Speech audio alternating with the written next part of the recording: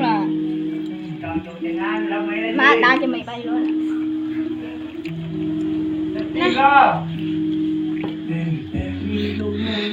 Nó phải thò ơi.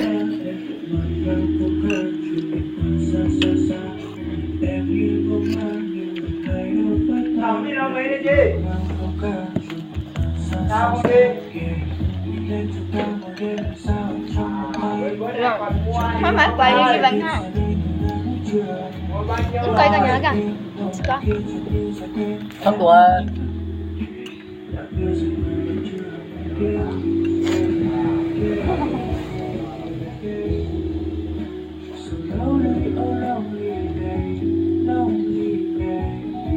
ngon phết.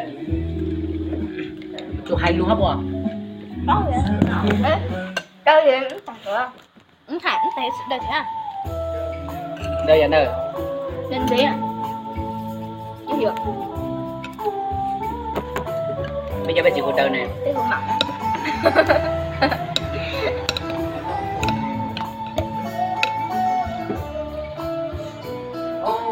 Bán được. Ông muốn đích to. Đây đây. Ông mua có 200.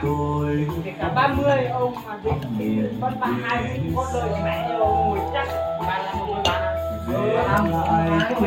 Vừa rồi này là nếu là 32 33 thì con nhập kiếm nó lấy 4 bình luôn, con đủ việc ạ. Ông giờ ông có nhiều hả?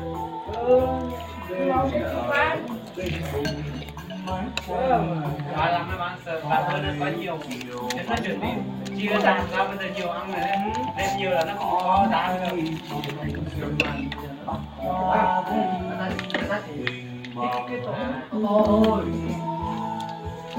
bây giờ ăn này bây giờ ăn thì không biết quá chuẩn bị này không phải là có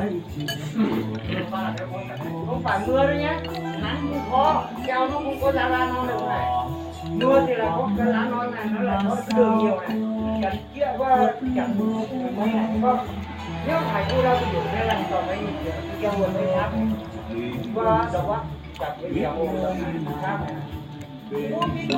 để cho mình bị tía được đi có ở đâu mùa mưa đây ở đâu mà hồng đó dùng cái chiều keo đi cô đâu là đồ mà đấy là mình sẽ à ai gặp lại một chuyện tới đây chồng mua mai cho để tôi xong ấy chồng một cái này xem nữa ta tầm một tên chồng nữa